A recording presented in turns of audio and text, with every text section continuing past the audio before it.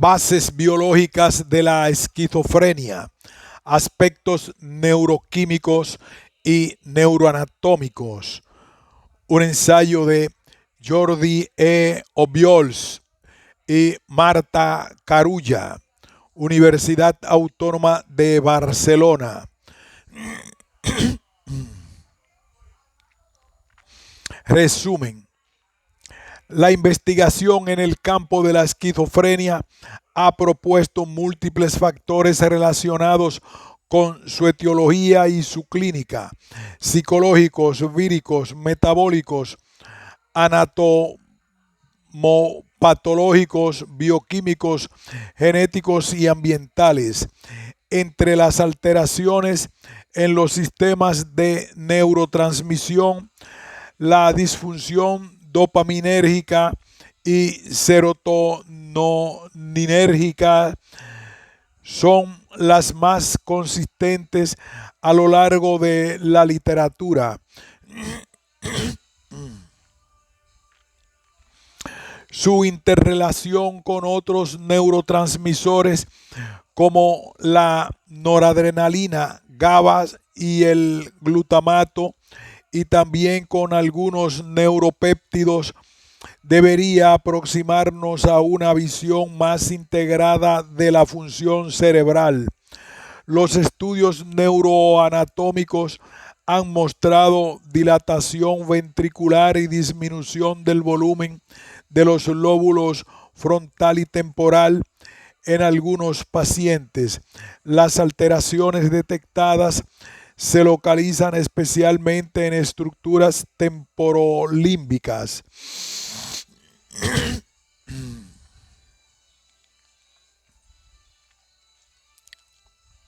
Introducción. Desde el nacimiento de la esquizofrenia como entidad nosológica a principios de siglo, los investigadores han postulado la existencia de un trastorno bioquímico como responsable de esta enfermedad. A medida que las técnicas han ido evolucionando y ha sido posible el estudio en profundidad de las sustancias transmisoras, han aparecido múltiples hipótesis implicando a diversas sustancias químicas en las alteraciones conductuales de los pacientes esquizofrénicos. Muchas de ellas han sido de difícil comprobación debido a las divergencias metodológicas utilizadas en su estudio. Otros problemas han sido la propia heterogeneidad de la esquizofrenia y obviamente la falta de conocimiento sobre la fisiología básica del cerebro. En la primera parte de este artículo revisaremos algunas de las hipótesis bioquímicas de la esquizofrenia, centrándonos en el estado actual de cada una de ellas, además del enfoque neuroquímico. La etiología de la esquizofrenia se ha ido acotando a través de las aportaciones de otras disciplinas: neuroanatomía, neurofisiología, genética y neuroendocrinología, etc.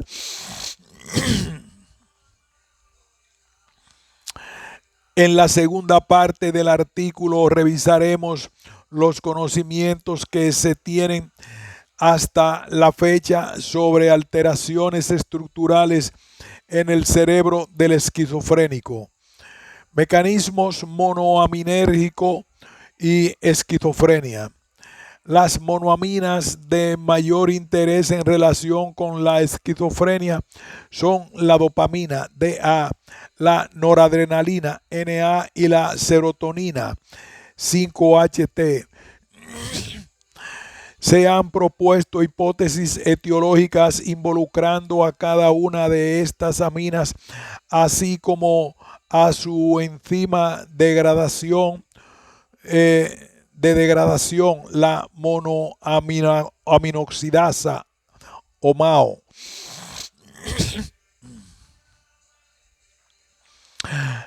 Dopamina. La hipótesis dopaminérgica de la esquizofrenia ha persistido como la predominante a lo largo de las 3 últimas décadas. La convicción creciente de que los agentes antipsicóticos actúan terapéuticamente disminuyendo la transmisión dopaminérgica central condujo a la teoría dopamínica de la esquizofrenia en su forma más simple. Esta teoría explica la esquizofrenia como una hiperactivación de las vías dopaminérgicas cerebrales. Sin embargo, aunque existen multitud de resultados que respaldan este planteamiento, en la actualidad no disponemos de evidencia experimental de un exceso de actividad dopamínica o de un aumento de niveles de DA en las sinapsis centrales de los sujetos esquizofrénicos. Esta hipótesis se basa en la idea de que los efectos terapéuticos de los fármacos antipsicóticos son debidos a su acción sobre los receptores dopaminérgicos, bloqueándolos y por tanto reduciendo la transmisión dopaminérgica. El grado y potencia de este bloqueo es paralelo a su eficacia clínica.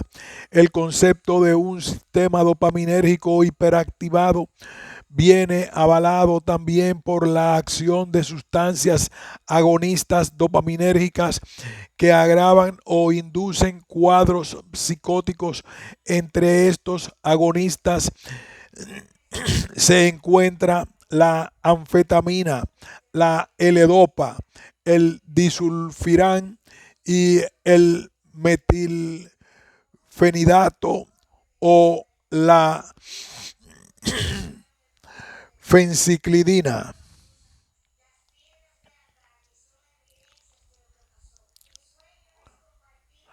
Asimismo, se observó que la medicación antipsicótica aumentaba el nivel de uno de los metabolitos de la DA, la 3-metoxiltiramina,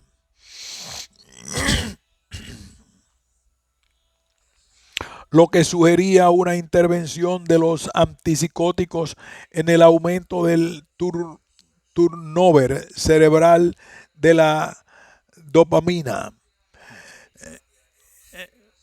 Desde la primera formulación de la hipótesis dopaminérgica ha sido innumerables los estudios que han intentado corroborar la hiperactividad de la dopamina en el cerebro de los pacientes esquizofrénicos.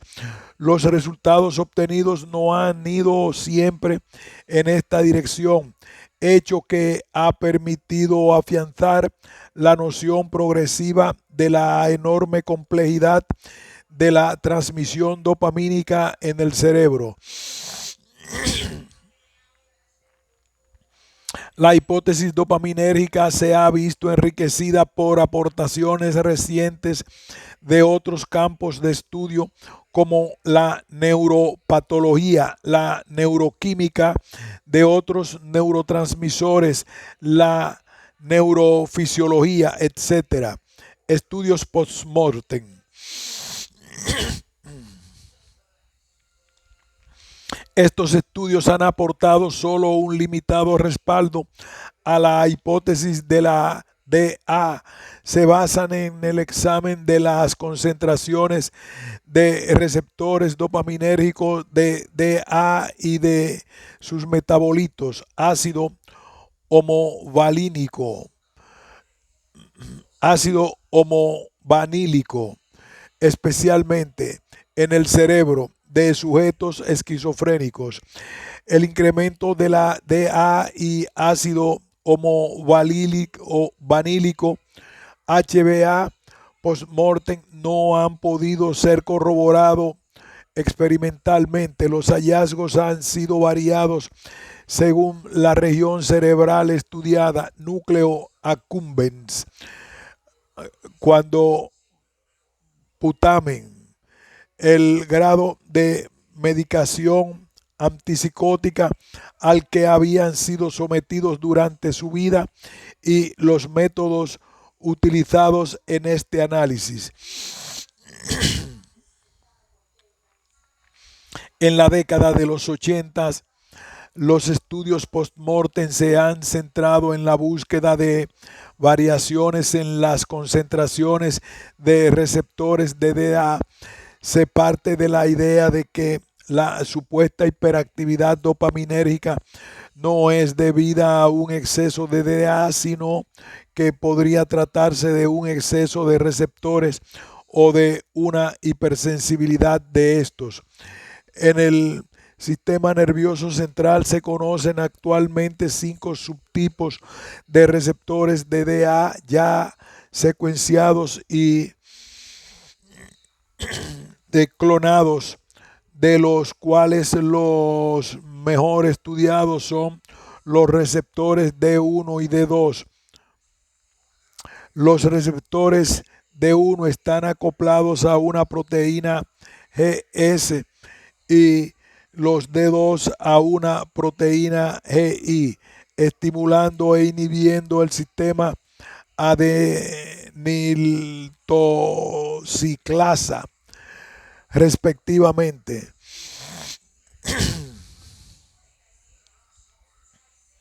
Se localizan principalmente en áreas que reciben proyecciones dopaminérgicas, como son la corteza prefrontal, el sistema límbico o los núcleos estriados. Los receptores D2 son autorreceptores que se localizan en el terminal presináptico de neuronas que contienen DA, provocando una inhibición de su liberación. En los estudios post-mortem se han encontrado un aumento de la densidad de receptores D2, no a nivel global, sino centrado en algunas estructuras subcorticales como putamen, núcleo accumbens o sustancia negra. Se ha objetado que este incremento podría deberse al tratamiento prolongado con neurolépticos de los pacientes antes de su muerte. No obstante, existen estudios positivos con pacientes nunca medicados y no se ha descrito un aumento de receptores D2 en cerebros de enfermos de Alzheimer y Corea de Huntington, tratados con antipsicóticos.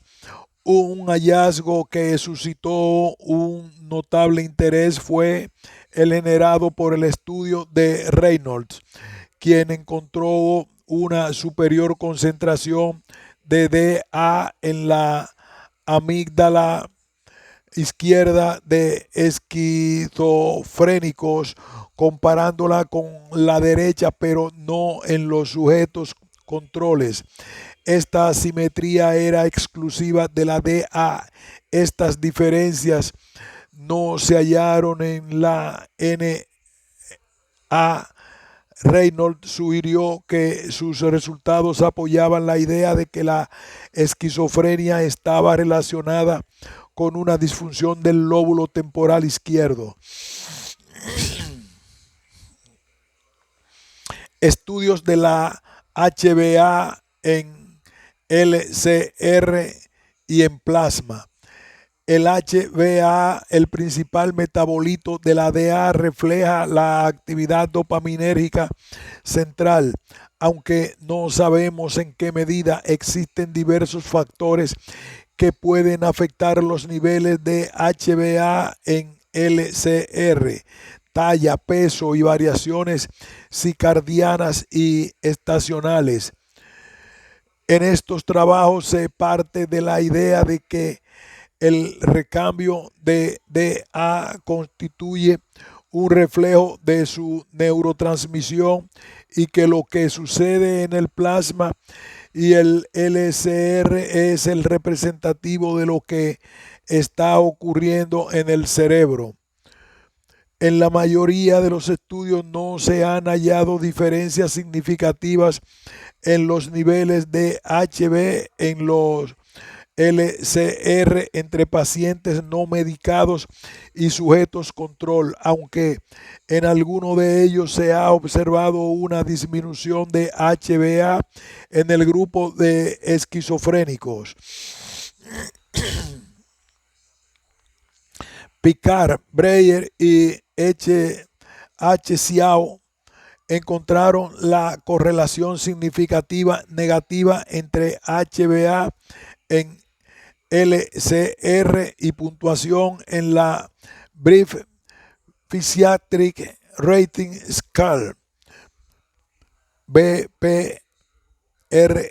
Resultados similares han sido igualmente descritos en el estudio de Xiao y colaboradores.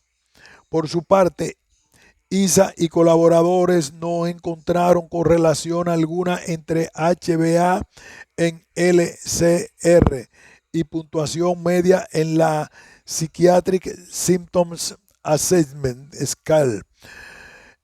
Estos resultados dispares también fueron encontrados al intentar relacionar HbA en plasma y psicopatología.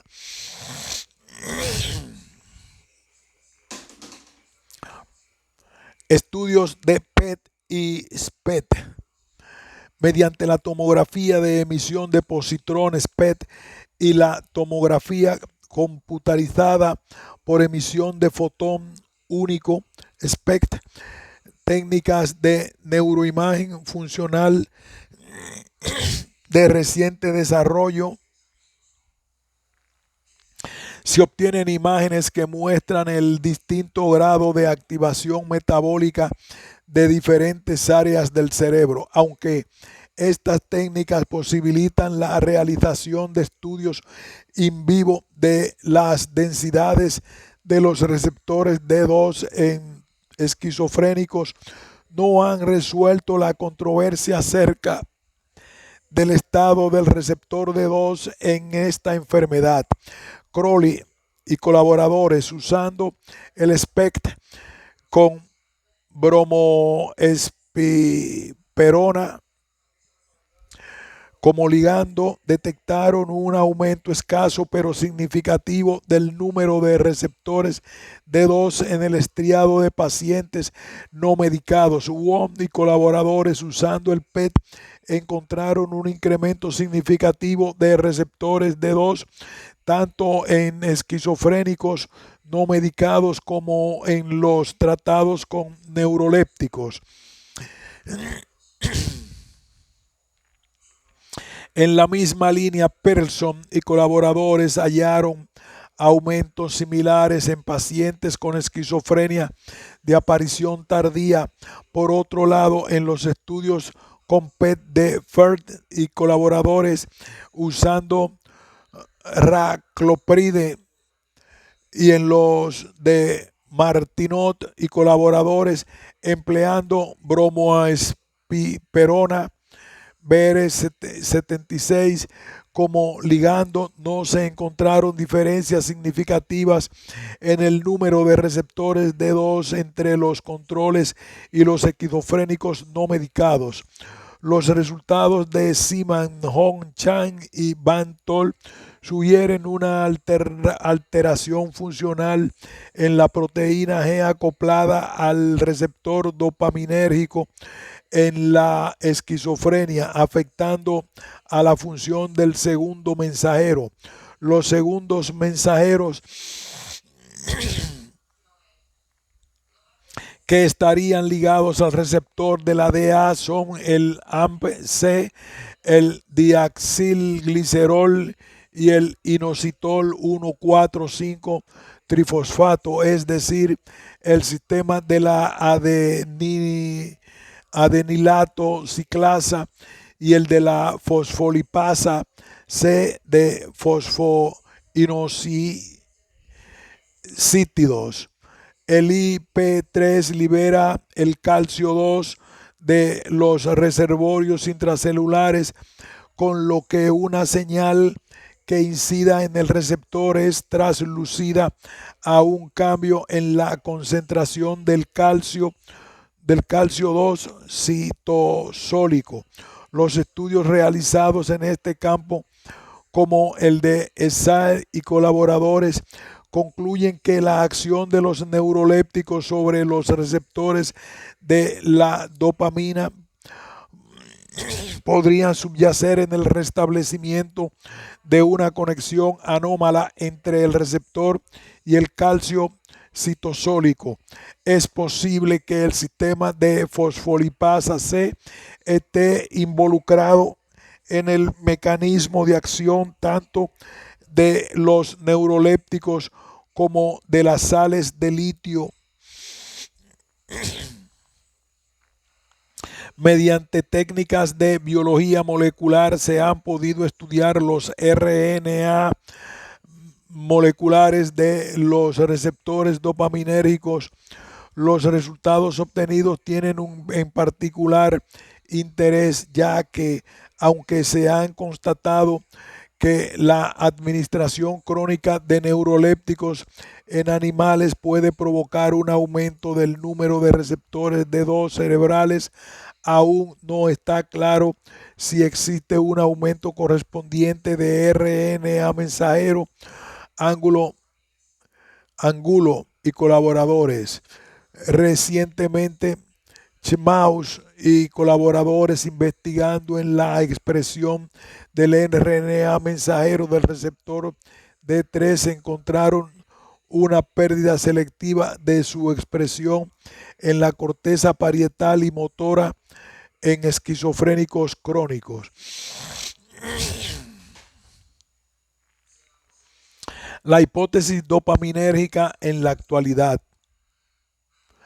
No existe aún evidencia concluyente de un aumento de la DA en el cerebro de pacientes esquizofrénicos.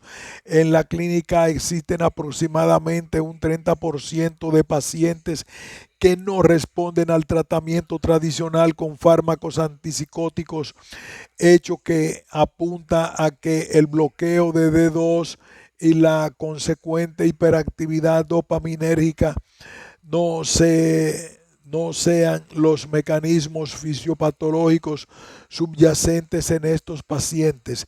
Todo ello ha llevado a que en el último decenio estemos asistiendo a un intento de formulación de nuevas hipótesis que vayan más allá de la teoría dopamínica clásica, intentando cubrir los distintos fenotipos y síntomas de la enfermedad. Los estudios de Mesulam han planteado la idea de que la esquizofrenia podría ser una expresión de una hipofunción del lóbulo frontal.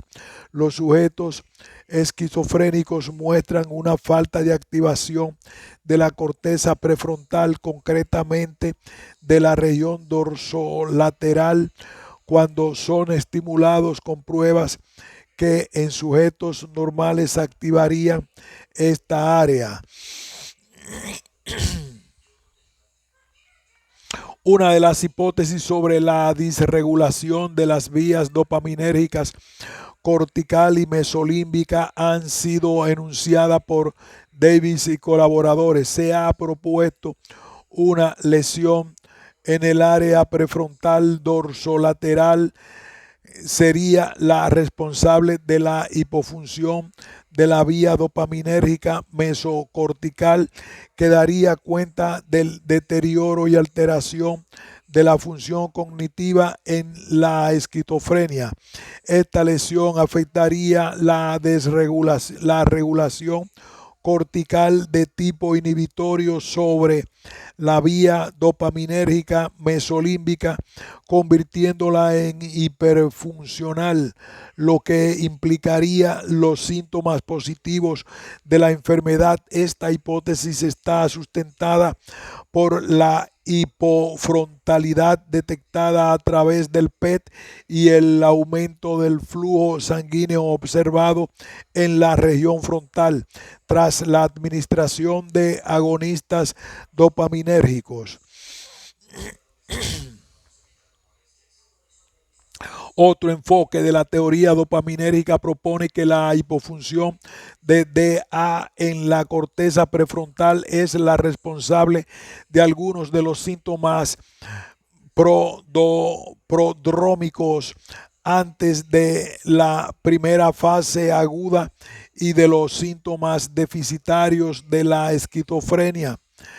El estrés, que forma parte de los aspectos clínicos de la recaída, serían el responsable de esta disminución funcional de la DA. De hecho, el estrés aumenta el turnover de DA y podría tener un efecto neurotóxico sobre los sistemas de catecolaminas de la corteza prefrontal.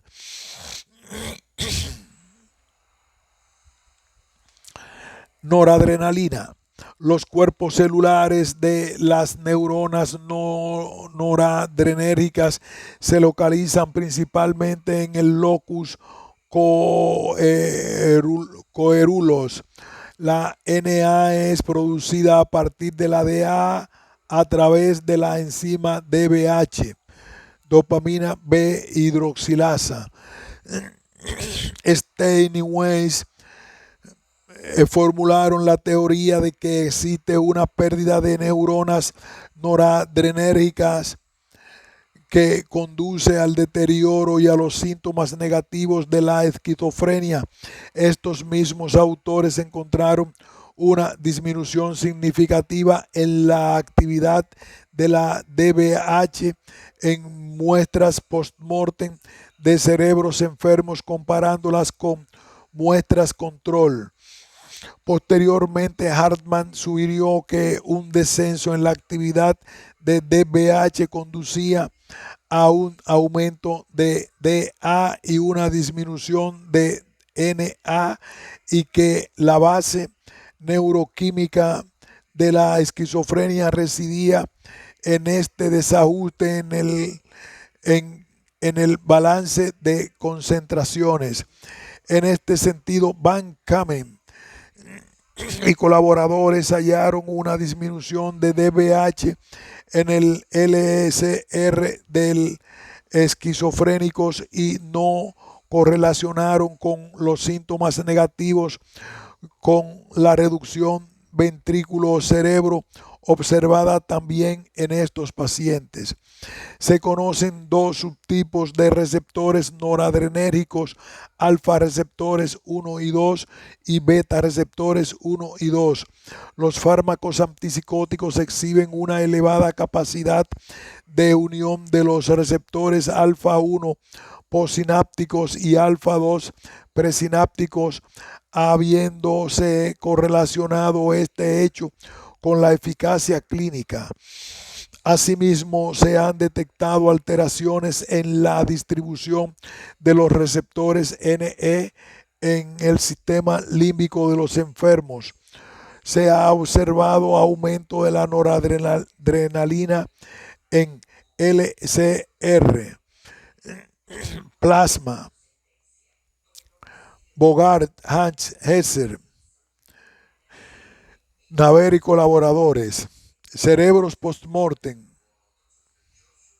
Los resultados existentes en ocasiones contradictorios reflejan una evidencia débil de la participación de la NA en la esquizofrenia, pero sugieren que está involucrada en el estrés y ansiedad subyacentes en la enfermedad. Posiblemente los cambios en los niveles de NA sean predictores tempranos de un deterioro y recaída en la esquizofrenia.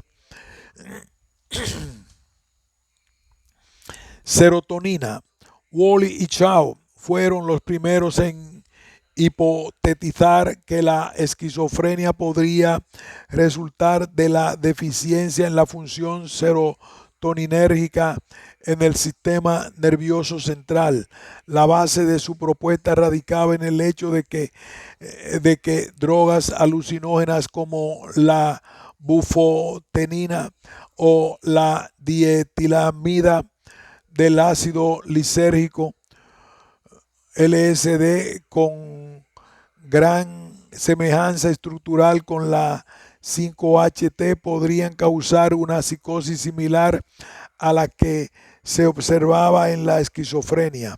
No obstante, resultados de esa época que informaban de concentraciones reducidas del principal metabolito de la 5-HT, el ácido 5-hidroxiindolacético, no han sido confirmados en estudios posteriores, aunque las concentraciones plasmáticas de triptófano, el precursor de la 5-HT, se encuentran reducidas en los sujetos esquizofrénicos y Rasevich 1973. Domingo y Krauss. No se han observado mejoras consistentes en los síntomas de la enfermedad tras su administración oral. En este contexto, Pauling, Cardan y Ketty observaron que dosis orales de triptófano juntamente con la administración de un inhibidor de la enzima MAO, que en principio debería evitar la inactivación cerebral de la 5-HT, empeoraban significativamente en los síntomas de algunos esquizofrénicos. Este hecho sugirió que en algunos pacientes la enfermedad podría estar asociada a un aumento más que a una disminución de la función serotoninérgica cerebral. Es interesante remarcar que muchos de los neurolépticos se comportan no solo como antagonistas dopaminérgicos, sino también como antagonistas serotoninérgicos. El papel de la 5-HT en la esquizofrenia también ha sido examinado en tejido cerebral post-mortem. Así, se han medido las concentraciones de triptófano, 5-HT y 5-HIA, y no se han observado diferencias significativas en el metabolismo de la 5-HT en los esquizofrénicos respecto a sujetos control. Aquí hacemos una pausa y continuaremos más adelante con los estudios de Bin Din.